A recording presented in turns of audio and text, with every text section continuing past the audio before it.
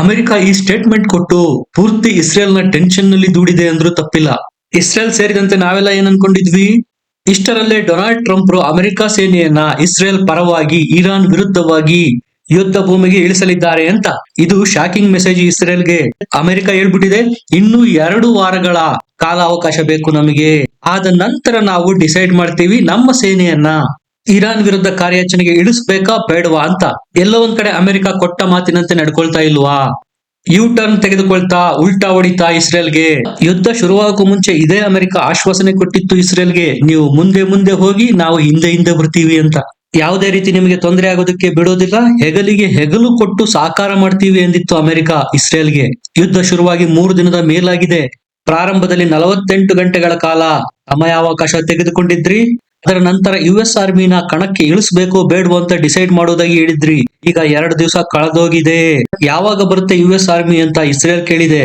ಈಗ ನೋಡಿ Trump ಹೊಡೆದಿರೋದು you turn. ಯುದ್ಧ ಶುರು ಮಾಡಿ ನೀವು 2 ದಿನ ನಮ್ಗೆ ಟೈಮ್ ಕೊಡಿ ಅಂತ ಕೇಳಿತ್ತು ಅಮೆರಿಕ. ಯುದ್ಧ ಶುರುವಾಯ್ತು, 2 ದಿನನೂ ಆಯ್ತು. ಈಗ ಮತ್ತೆ ಟ್ರಂಪ್ ಕೇಳ್ತಾ ಇದ್ದಾರೆ, ಇನ್ನು 2 ವಾರಗಳ ಕಾಲ ಸಮಯ ಅವಕಾಶ ಬೇಕು ನನಗೆ, ನಮ್ಮ ಸೇನೆಯನ್ನು ಇಳಿಸ್ಬೇಕೋ ಬೇಡವೋ ಅಂತ ಡಿಸೈಡ್ ಮಾಡೋದಿಕ್ಕೆ ಅಂತ.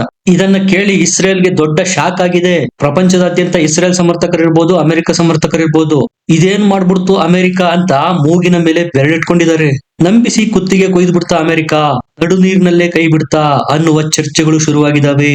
ಅದು ಸಮಯ ನೋಡಿ ಇರಾನು ಬ್ಯಾಲಿಸ್ಟಿಕ್ ಮಿಸೈಲ್ಗಳ ಸುರಿಮಳೆನೆ ಸುರಿಸ್ತಾ ಇದೆ ಈಗ ಇಸ್ರೇಲ್ ಮೇಲೆ. ಯಾಕಂದ್ರೆ ಬ್ಯಾಲಿಸ್ಟಿಕ್ ಮಿಸೈಲ್ಗಳು ಒಂದರಿಂದ ಒಂದರಂತೆ ಬರ್ತಾನೆ ಇದ್ರೆ ಇದನ್ನ ತಡೆಯೋದಿಕ್ಕೆ ಇಸ್ರೇಲ್ ನ air defence system iron dome ಇಂದನೂ ಸಾಧ್ಯ ಆಗೋದಿಲ್ಲ. ಈಗಾಗಲೇ ಇರಾನ್ ನ ಸಾಕಷ್ಟು ಮಿಸೈಲ್ಗಳು ಇಸ್ರೇಲ್ಗೆ ದೊಡ್ಡ ಲುಕ್ಸಾನ ಮಾಡಿದವೆ. ಇದು ಕ್ರೂಷಿಯಲ್ ಟೈಮು. ಇಂಥ ಟೈಮ್ ಅಲ್ಲೇ ಇಸ್ರೇಲ್ಗೆ ಅಮೆರಿಕದ ಸಹಕಾರ ಬೇಕಿತ್ತು. ಇನ್ನು 2 ವಾರ ಅಂದ್ರೆ ನೀವೇ ಯೋಚನೆ ಮಾಡಿ, ಸಣ್ಣ ದೇಶ ಇಸ್ರೇಲು ಇರಾನ್ ನಂತಹ ದೊಡ್ಡ ದೇಶದ ವಿರುದ್ಧ ಇನ್ನೂ 2 ವಾರಗಳ ಕಾಲ ರಣರಂಗದಲ್ಲಿ ಸಸ್ಟೈನ್ ಮಾಡೋದಿಕ್ಕೆ ಸಾಧ್ಯನಾ?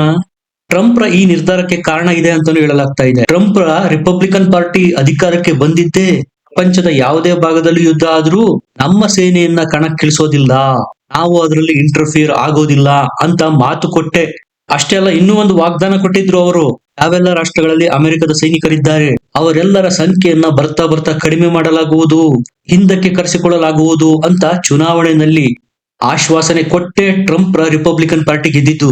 ಒಟ್ಟಾರೆ ಹೇಳೋದಾದ್ರೆ ಪ್ರಪಂಚದ ಟೆನ್ಷನ್ ನ ಅಮೆರಿಕ ಯಾಕೆ ತೆಗೆದುಕೊಳ್ಬೇಕು, ನಾವು ನಮ್ಮ ಬಗ್ಗೆ ಮಾತ್ರ ಫೋಕಸ್ ಮಾಡಬೇಕು ಅನ್ನುವ ಆಶ್ವಾಸನೆ ಕೊಟ್ಟೆ ಟ್ರಂಪ್ ಅಮೆರಿಕದಲ್ಲಿ ಅಧಿಕಾರಕ್ಕೆ ಬಂದಿದ್ದು. ಟ್ರಂಪ್ ರ ಪಕ್ಷಕ್ಕೆ ವೋಟ್ ಹಾಕಿರುವ ಸಾಕಷ್ಟು ಜನ ಅಭಿಪ್ರಾಯ ಪಡೋದು ಇದನ್ನೇ.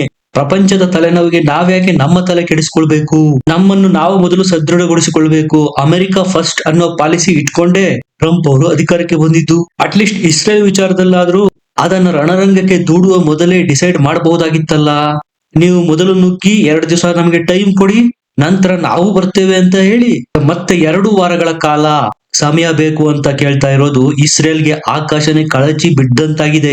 ಈಗ ಟ್ರಂಪ್ ರಿಪಬ್ಲಿಕನ್ ಪಾರ್ಟಿಯ ಸಮರ್ಥಕರು ಹೇಳ್ತಾರೆ, ನಾವ್ಯಾಕೆ ಇಸ್ರೇಲ್ ನ ತಲೆನೋವನ್ನು ನಮ್ಮ ಮೇಲೆ ಎಳೆದುಕೊಳ್ಬೇಕು, ಅವರಿಗೆ ಹಣದ ಅವಶ್ಯಕತೆ ಇದೆಯಾ, ಕೊಟ್ಟು ಬಿಡೋಣ, ಶಸ್ತ್ರಾಸ್ತ್ರಗಳು ಬೇಕಾ, ಕೊಟ್ಟು ಬಿಡೋಣ, ಯಾವುದೇ ಕಾರಣಕ್ಕೂ ನಮ್ಮ ಸೈನಿಕರನ್ನ ಇಸ್ರೇಲ್ ಮತ್ತು ಇರಾನ್ ಯುದ್ಧದಲ್ಲಿ ಕಣಕ್ಕಿಳಿಸೋದು ಬೇಡ ಅಂತ ಟ್ರಂಪ್ ರ ಮೇಲೆ ಒತ್ತಡ ಏರ್ತಾ ಇದ್ದಾರೆ. ಒಂದರ್ಥದಲ್ಲಿ ಅತ್ತ ದರಿ ಇತ್ತ ಪುಲಿ ಅನ್ನುವ ಸಿಚುವೇಶನ್ ಕ್ರಿಯೇಟ್ ಆಗಿದೆ ಟ್ರಂಪ್ ಗೆ. ಹಾಗಾಗಿ 2 ವಾರಗಳ ಕಾಲ ಸಮಯಾವಕಾಶ ತೆಗೆದುಕೊಂಡಿರೋದು.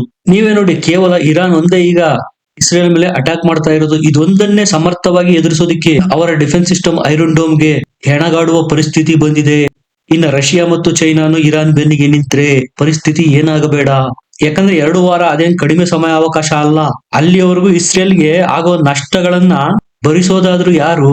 ಇರಾನ್ಗೂ ಸಹ ಇಸ್ರೇಲ್ ಭಾರಿ ನಷ್ಟ ಮಾಡ್ತಾ ಇದೆ. ಅದು ಹೊರಗಿನ ಪ್ರಪಂಚಕ್ಕೆ ಗೊತ್ತಾಗ್ತಾ ಇಲ್ಲ. ಯಾಕಂದ್ರೆ ಇರಾನ್ ನಲ್ಲಿರೋದು ಡಿಕ್ಟೇಟರ್ಶಿಪ್, ಅದೇ ಇಸ್ರೇಲ್ ನಲ್ಲಿ ಹಂಗಾಗಲ್ಲ, ಡೆಮಾಕ್ರಸಿ ಇರೋದು. ಜಾಸ್ತಿ ಸಾವು ನೋವಾದ್ರೆ, ಲಾಸಸ್ ಆಗೋದು ಜಾಸ್ತಿ ಆದ್ರೆ ಜನ ಪ್ರಶ್ನೆ ಮಾಡೋದಕ್ಕೆ ಶುರು ಮಾಡ್ತಾರೆ ನೆತನ್ಯಾಹುರನ್ನ. ಈ ಯುದ್ಧ ನಿಲ್ಲಿಸಿ ಅನ್ನುವ ಒತ್ತಡಗಳು ಕೇಳಿ ಬರುತ್ತೆ.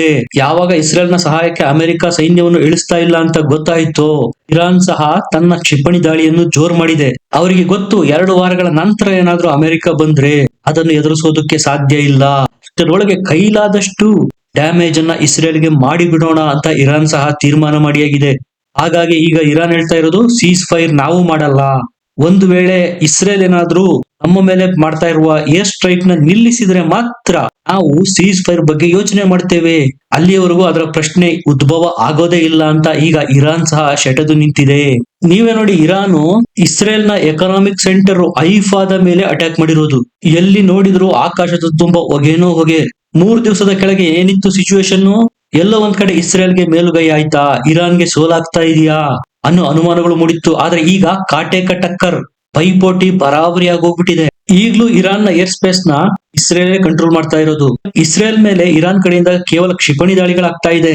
ಅವರ ಯಾವುದೇ ಫೈಟರ್ ಜೆಟ್ಗಳು ಇದುವರೆಗೂ ಇಸ್ರೇಲ್ ನ ಏರ್ ಸ್ಪೇಸ್ ನ ಟಚ್ ಮಾಡೋದಕ್ಕೂ ಸಾಧ್ಯ ಆಗಿಲ್ಲ. ಇನ್ನೊಂದ್ ಕಡೆ 60 ಫೈಟರ್ ಜೆಟ್ ಗಳಿಂದ ಇಸ್ರೇಲ್ ಇರಾನ್ ಮೇಲೆ ತಾಂಡವ ಮಾಡ್ತಾ ಇದೆ. ಇಸ್ರೇಲ್ಗೆ ಮತ್ತೊಂದು ಸಕ್ಸಸ್ ಸಿಕ್ಕಿದೆ ಇರಾನ್ ವಿರುದ್ಧ. ನತಾನ್ಶ್ ಅನ್ನುವ ಪರಮಾಣು ಸೈಟ್ ನ ಈಗ ಆಲ್ರೆಡಿ ಇಸ್ರೇಲ್ ನವರು ಉಡಾಯಿಸಿದ್ದಾರೆ. ಅದರ ಪಕ್ಕನೆ ಮತ್ತೊಂದು ಪರಮಾಣು ಸೈಟ್ ಇತ್ತು ಇರಾನ್ದು, ಅದರ ಮೇಲೂ ದಾಳಿ ಮಾಡಿ ಇಸ್ರೇಲ್ ಉಡಾಯಿಸಿರೋದು. ಎಷ್ಟು ಪ್ರಿಸೈಸ್ ಆಗಿ ಇಸ್ರೇಲ್ ದಾಳಿ ಮಾಡಿದ್ಯಪ್ಪ ಅಂದ್ರೆ, ಆ ಪರಮಾಣು ಕನ್ಸ್ಟ್ರಕ್ಷನ್ ಒಂದು ಡೋಮ್ ರೀತಿ ಇರುತ್ತೆ, ಕರೆಕ್ಟ್ ಆಗಿ ಆ ಡೋಮ್ ಮೇಲೆ ದಾಳಿಯಾಗಿರೋದು. ಇಸ್ರೇಲ್ ನ ಬಂಕರ್ ಬರ್ಸ್ಟಿಂಗ್ ಬಾಂಬ್ಗಳು ಆ ಡೋಮ್ ನ ಸೀಳಿಕೊಂಡು ಹೋಗಿ ಅದರ ಒಳಗೆ ಸಂಗ್ರಹಿಸಿಟ್ಟಿರ್ತಕ್ಕಂತಹ ಪರಮಾಣುಗಳನ್ನ ನಾಶಪಡಿಸಿರೋದು. 100 ಅಡಿ ಆಳದಲ್ಲಿ ಪರಮಾಣು ಕಾರ್ಯಕ್ರಮಕ್ಕೆ ಬೇಕಾದ ಯುರೇನಿಯಂ ನ ಬಚ್ಚಿಟ್ಟಿರ್ತಾರೆ. ಮೊದಲು ಬಂಕರ್ ಬರ್ಸ್ಟಿಂಗ್ ಬಾಂಬ್ಗಳು ಆ ಡೋಮ್ ನ ಸೀಳಿಕೊಂಡು ಒಳ ಹೋಗುತ್ತೆ, ನಂತರ ಡೀಪ್ ಪೆನೆಟ್ರೇಷನ್ ಮಾಡಿ ಸ್ಫೋಟಗೊಳ್ಳುತ್ತೆ. ಇಸ್ರೇಲ್ ಈ ದಾಳಿ ಮಾಡಿದ 2 ಗಂಟೆಗಳ ನಂತರ ಇರಾನ್ ಸಹ ಇಸ್ರೇಲ್ ನ ಎಕನಾಮಿಕ್ ಸೆಂಟರ್ ಐಫಾ ಮೇಲೆ ದಾಳಿ ಮಾಡಿರುವುದು. ಇಸ್ರೇಲ್ ಇರಾನ್ ನಿಂದ ಬರ್ತಕ್ಕಂತಹ ಮಿಸೈಲ್ ಗಳ ಪೈಕಿ 60% ಮಾತ್ರ ತಡೆಯುವಲ್ಲಿ ಸಫಲವಾಗಿದೆ ಐರನ್ ಡೋಮು. ಇನ್ನು 40% ಇಸ್ರೇಲ್ ನ ಒಳಗೆ ನುಗ್ಗಿ ಡ್ಯಾಮೇಜ್ ಮಾಡ್ತಾ ಇದ್ದಾವೆ. ಇಸ್ರೇಲ್ ನ ಐಫಾ ಮೇಲೆ ಅಟ್ಯಾಕ್ ಮಾಡಿದ ಕೆಲವೇ ನಿಮಿಷಗಳ ನಂತರ ಇರಾನ್ ಮತ್ತೊಂದು ದೊಡ್ಡ ಅಟ್ಯಾಕ್ ಮಾಡಿದೆ. ಇಸ್ರೇಲ್ ನ ಬ್ರಾಡ್ಕಾಸ್ಟಿಂಗ್ ಚಾನಲ್ 14 ಮೇಲೆ ಇರಾನ್ ನ ಬ್ಯಾಲಿಸ್ಟಿಕ್ ಮಿಸೈಲ್ ಗಳು ಬಂದು ಬಿದ್ದಿರೋದು. 2 ದಿನಗಳ ಹಿಂದೆ ಇಸ್ರೇಲ್ ಸಹ ಇದೇ ರೀತಿ ಇರಾನ್ ನ ಒಂದು ಬ್ರಾಡ್ಕಾಸ್ಟಿಂಗ್ ಚಾನಲ್ ಇರುವ ದೊಡ್ಡ ಬಿಲ್ಡಿಂಗ್ ಮೇಲೆ ಅಟ್ಯಾಕ್ ಮಾಡಿತ್ತು.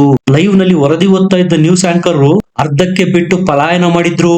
ಇನ್ನು ಕೆಲವು ಮಾಹಿತಿಗಳ ಪ್ರಕಾರ ಅಮೆರಿಕ ಈಗಾಗಲೇ ಇರಾನ್ ನ ಫಾರಿನ್ ಮಿನಿಸ್ಟರ್ ನ ಸಂಪರ್ಕದಲ್ಲಿದೆ. ಇಬ್ರು ಸೀಸ್ ಫೈರ್ ಆಗ್ಬಿಡ್ಲಿ ಅಂತ ಯೋಚನೆ ಮಾಡ್ತಾ ಇದ್ದಾರೆ. ಅಮೆರಿಕದವ್ರು ಹೇಳೋದೇನು, ಯುದ್ಧ ಮುಂದುವರಿಸೋದ್ರಲ್ಲಿ ಅರ್ಥ ಇಲ್ಲ, ಹೇಗಿದ್ರು ಆಲ್ಮೋಸ್ಟ್ ಆಲ್ ಇರಾನ್ ನ ಪರಮಾಣು ಸ್ಥಾವರಗಳನ್ನ ಧ್ವಂಸ ಮಾಡಿಯಾಗಿದೆ. ಮತ್ತೆ ಅವರು ಪರಮಾಣುಗಳನ್ನ ಸಂಸ್ಕರಿಸಬೇಕು, ಎನ್ರಿಚ್ ಮಾಡಬೇಕು ಅಂದ್ರೆ 16 ವರ್ಷ ಬೇಕು, ಅಥವಾ ಇನ್ನು ಮುಂದೆ ಸಹ ಇವರು ಪರಮಾಣು ಕಾರ್ಯಕ್ರಮ ಮಾಡೋದಕ್ಕೆ ಸಾಧ್ಯನೇ ಇಲ್ಲ, ಅಷ್ಟರ ಮಟ್ಟಿಗೆ ಡ್ಯಾಮೇಜ್ ಮಾಡಿರೋದು. ಯಾಕಂದ್ರೆ ಫುರ್ದೋಸ್ ಮತ್ತು ನತಾನ್ಶ್ ಅನ್ನುವ 2 ಪ್ರಮುಖ ನ್ಯೂಕ್ಲಿಯರ್ ಸೈಟ್ ಗಳಲ್ಲಿ ಇರಾನ್ ನ್ಯೂಕ್ಲಿಯರ್ ಎನ್ರಿಚ್ಮೆಂಟ್ ಮಾಡ್ತಾ ಇದ್ದಿದ್ದು. ಆ 2 ನ್ಯೂಕ್ಲಿಯರ್ ಸೈಟ್ ಗಳನ್ನ ಉಡಾಯಿಸಿರೋದು ಇಸ್ರೇಲು. ಈಗಾಗಲೇ ಇರಾನ್ ಸಹ ಮೆತ್ತಗಾಗಿದೆ, ಬರವಣಿಗೆನಲ್ಲಿ ಅಮೆರಿಕಕ್ಕೆ ಕೊಡೋದಕ್ಕೂ ರೆಡಿಯಾಗಿದೆ. ಇನ್ನು ಮುಂದೆ ನಾವು ಪರಮಾಣು ಬಾಂಬ್ ತಯಾರಿಕೆಯ ಯಾವುದೇ ಕಾರ್ಯಕ್ರಮಗಳನ್ನು ಮಾಡೋದಿಲ್ಲ ಅಂತ ಬರವಣಿಗೆನಲ್ಲಿ ಸಹ ನಾವು ನಿಮಗೆ ಕೊಡೋದಕ್ಕೆ ಸಿದ್ಧ. ಇಸ್ರೇಲ್ ನಮ್ಮ ಮೇಲೆ ಮಾಡ್ತಾ ಇರ್ತಕ್ಕಂತಹ ವಾಯು ದಾಳಿಯನ್ನು ನಿಲ್ಲಿಸಿದ್ರೆ ನಾವು ಸೀಸ್ ಫೈರ್ ಗೆ ರೆಡಿ ಅಂತ ಇರಾನ್ ನ ಫಾರಿನ್ ಮಿನಿಸ್ಟ್ರು ಅಮೆರಿಕದ ಮಾತುಕತೆನಲ್ಲಿ ಹೇಳಿರೋದು. ಆದ್ರೆ ಇಸ್ರೇಲ್ ತನ್ನ ಟಾರ್ಗೆಟ್ ನ ಬದಲಾಯಿಸೋದಕ್ಕೆ ರೆಡಿನೇ ಇಲ್ಲ. ಖಮೇನಿನೇ ನಮ್ಮ ಟಾರ್ಗೆಟ್, ಖಮೇನಿಯನ್ನ ಮುಗಿಸದ ಹೊರತು ಯುದ್ಧ ನಿಲ್ಸೋದೇ ಇಲ್ಲ. ಇರಾನ್ ನಲ್ಲಿ ರೆಜಿಮ್ ಚೇಂಜ್ ಆಗಬೇಕು, ನಮ್ಮ ಪರ ಇರ್ತಕ್ಕಂತ ಸರ್ಕಾರ ಬಂದ್ರೆ ಮಾತ್ರ ನಾವು ನಿಲ್ಲೋದು, ಇಲ್ಲದೆ ಹೋದ್ರೆ ಈ ಯುದ್ಧ ಮುಂದುವರಿಯುತ್ತೆ ಅಂತ ಇಸ್ರೇಲ್ ಹಠ ಹಿಡಿದು ಕೂತಿದೆ. ಹಾಗಾಗಿ ನೋಡಿ ಅಮೆರಿಕದ ಟ್ರಂಪ್ ನನಗೆ ಮತ್ತೆರಡು ವಾರಗಳ ಕಾಲ ಸಮಯಾವಕಾಶ ಬೇಕು ಅಂತ ಕೇಳಿರೋದು. ಇದರ ಬಗ್ಗೆ ನಿಮ್ಗೇನ್ ಅನ್ಸುತ್ತೆ? ಕಮೆಂಟ್ ಮಾಡಿ, ಲೈಕ್ ಮಾಡಿ, ಚಾನೆಲ್ ನ ಸಬ್ಸ್ಕ್ರೈಬ್ ಮಾಡಿ. ಮತ್ತೆ ಸಿಗೋಣ, ನಮಸ್ಕಾರ.